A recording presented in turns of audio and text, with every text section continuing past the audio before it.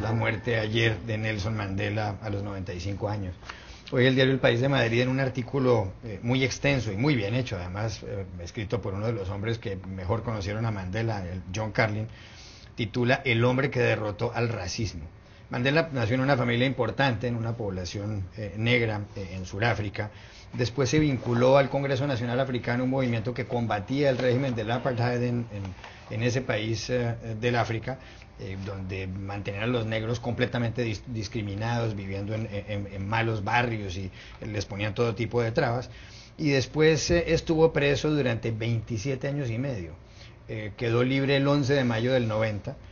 Entró con 41 años, con 44 años a la cárcel, y salió con 71 años. Y una vez que recobró la libertad, logró llegar a un acuerdo con los blancos, con el presidente de Klerk, y Sudáfrica cambió, hubo elecciones democráticas y él se convirtió en el primer presidente negro de su país de 1994 a 1999. Increíblemente perdonó a sus captores, que eran los blancos en ese país. Fue un hombre con una gran magnanimidad, y para muchos es el más grande hombre o ser humano de nuestro tiempo, del que nos ha tocado vivir. Hay dos cosas que yo quería preguntarles a ustedes. La primera, si el legado de Mandela va a perdurar. Y la segunda, si, como dicen en estas últimas horas en distintos medios de comunicación, es el hombre más grande o la figura más importante del siglo XX, y me refiero a otras. Ahí está Mahatma Gandhi, que logró la libertad de la India sin pegar un tiro. Ahí está Albert Einstein, el hombre creador de la teoría de la relatividad. Ahí está Charles de Gaulle, que fundó la Quinta República en Francia. Ahí está Winston Churchill, que derrotó al nazismo. Y ahí está Franklin Roosevelt. Pero para empezar, ¿perdurará el legado de Mandela? Es difícil, ojalá, pero es difícil. Tú lo has puesto en el mismo nivel que creo que merece de Gandhi, otra gran figura de nuestra época. Y Gandhi, que combatió durante tantos años por crear una nación unida en la India, desgraciadamente tras su desaparición, no solamente los hindúes y musulmanes que habían estado peleándose durante tiempo se separaron en dos naciones diferentes, dos naciones que libraron después 3 guerras y que hoy tienen armas atómicas y que son dos de los mayores enemigos de la humanidad. La obra de Gandhi, desgraciadamente, no fue capaz de perdurar en ese caso. ¿Perdurará la de Mandela? Pues también es dudoso. Hay probablemente una cualidad en Mandela. Si hubiera que definir a Mandela en una sola de las enormes facetas que tuvo, sería, desde mi punto de vista, la de preso político. Él fue un preso que después perdonó, y ahí es donde se creó la leyenda, en la resistencia para soportar el tormento de sus enemigos, y en la generosidad para después perdonarle. Son esos valores que hoy pueden perdurar en el mundo actual. Ni siquiera están perdurando en Sudáfrica, donde hoy está plagada, un país que hoy está plagado por la violencia, la injusticia. Desde luego no están perdurando en el conjunto de África, donde la injusticia es aún mayor, donde en este momento hay una guerra en marcha en otro país, en la República Centroafricana. Y por supuesto no están perdurando en el mundo, lo vemos en Estados Unidos, lo vemos en América Latina. Ojalá que la muerte de Mandela lleve a reflexionar sobre esto que estamos hablando y, en fin, permita resucitar algo de estos valores, pero la verdad soy pesimista que el legado, fuera del tamaño y el recuerdo de la leyenda, pueda perdurar en el mundo actual. ¿Está de acuerdo, Silvia Pisani? Lo escuchaba Antonio y creo que la respuesta la tenemos nosotros. O sea, es impresionante. Hay cierto pesimismo cuando uno ve la realidad política, y es verdad.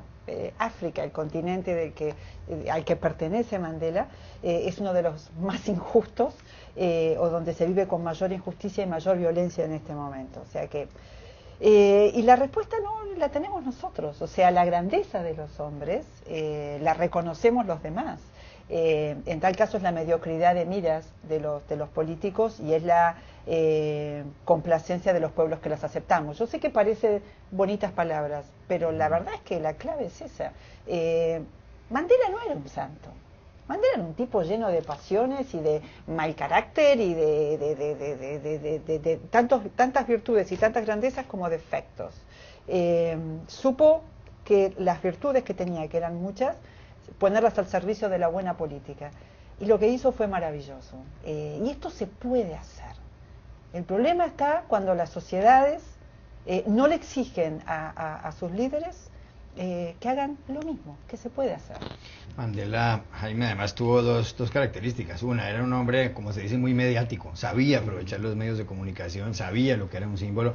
De hecho, logró que la población negra en Sudáfrica apoyara al equipo de rugby, fundamentalmente de blancos, en el mundial que ganaron los surafricanos y que dio origen, gracias a un libro de John Carlin, precisamente, a la película Invictus. Era mediático Mandela y era pragmático. Es decir, él se dio cuenta de que era mejor negocio perdonar y lograr un proceso de paz con algunos defectos que continuar en esa pelea entre blancos y negros. Y yo creo que esa ha sido una de las grandes virtudes de Mandela, que fue un gigante de la política, un político, un estadista, con esta capacidad para contemporizar lo mismo con una tribu perdida ahí en África que con la reina de Inglaterra, ¿no?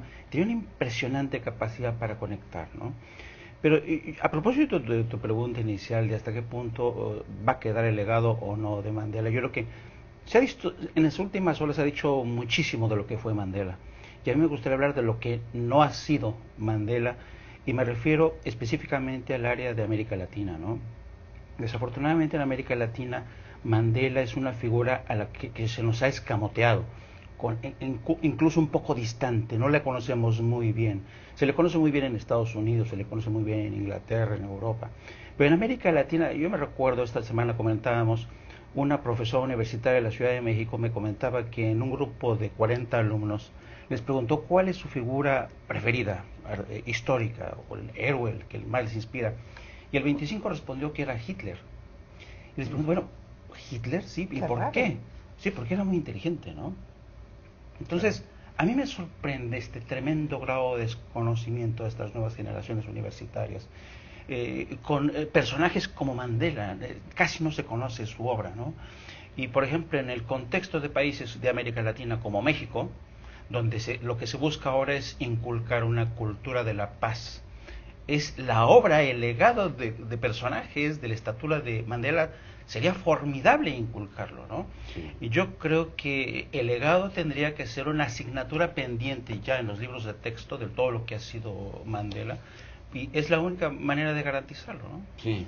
Reconciliación como materia. Reconciliación como materia. Me parece un buen punto de vista, porque efectivamente, probablemente este continente necesita a Mandela tanto como África. Tanto como África. En Brasil se le conocía a Munilla, pero en Brasil era más conocido. De Mandela es que ha sido una leyenda en vida, y eso no es muy común entre las personas, obviamente porque vivió muchísimos años, pero y si usted pregunta si perdura la leyenda o el legado de Mandela, yo creo que lo que perdura es justamente Mandela la leyenda, no necesariamente Mandela el político, sí. Mandela el que critican las nuevas generaciones de sudafricanos que están descontentos con el modelo económico, que están descontentos con las oportunidades y con la desigualdad.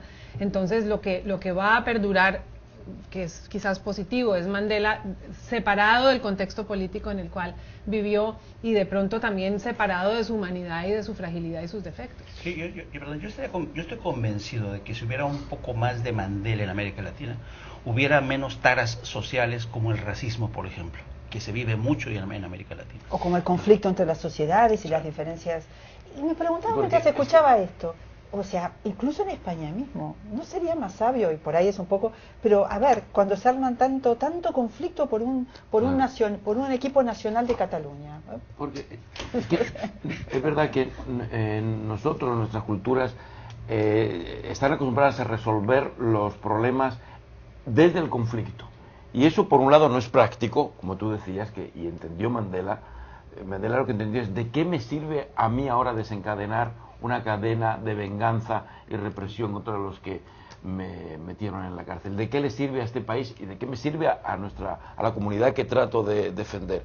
Y creo que en América Latina y en España, como mencionas, creo que ese pensamiento está completamente desplazado. Es un modelo interesante en Colombia, por ejemplo, que para salir adelante con el proceso de paz se necesitan grandes dosis de perdón y de reconciliación. Es Mandela más grande como ser humano y más importante en la historia del siglo XX que Gandhi, que repito, le dio la libertad a la India sin pegar un tiro. Hoy en día el 10% de la población mundial vive en la India. Es más grande que De Gaulle, que fundó la Quinta República en Francia. Es más grande que Roosevelt, Franklin Roosevelt, sin cuyo concurso se ganó la Segunda Guerra Mundial, y un hombre que le dio una vuelta a los Estados Unidos. Es más grande que Churchill, que a base de discursos y de una aviación aguantó un año el nazismo y terminó derrotando a Adolf Hitler. ¿Sabes qué? Hacer rankings de grandeza como si fueran rankings de belleza es un poco arriesgado siempre. Todas las figuras que tú mencionas son insustituibles, digamos, irreemplazables. Y creo que lo importante es, en este sentido, reflexionar sobre la importancia que un individuo tiene a veces en el desarrollo de la historia y de los acontecimientos. Normalmente no se tiene en cuenta que las políticas las hacen personas, y que según la calidad de esas personas es también la calidad de esas políticas. Eso hoy, en un mundo en el que las individualidades son de un nivel bajo o prácticamente no existen, no son tenidas en cuenta, a veces se olvida, pero es importante los nombres que mencionas para recordar justamente esto, que a veces un individuo marca la diferencia. Y hay que reconocerlo, hay que alentar a esos individuos. Yo creo que ranquea ahí, y los rankings son siempre antipáticos, está ahí. Lo que creo que le falta a Mandela es la difusión y el conocimiento que tuvieron otros, diciéndolo de un modo casi brutal. Si hubiese más películas sobre Mandela y las generaciones lo conocieran más, seguramente sus valores serían más apreciados. Esa es la impresión que tengo. Si lo midiéramos solamente por el impacto mediático que ha tenido la muerte de Mandela, evidentemente ha superado con creces a Gandhi, por ejemplo, pero claro, en la época de Gandhi no había Twitter, no había Facebook, no había ciclos noticiosos en Estados Unidos de 24 horas, ¿no? Ahora, lo interesante va a ser es hasta qué punto la figura histórica crece o erosiona con el tiempo. Yo sospecho que va a crecer con el tiempo. Yo creo que la pregunta no es si él es el más importante, sino si es el último, porque los que usted ha mencionado, pues el último que quedaba era Mandela. Sí, también es verdad.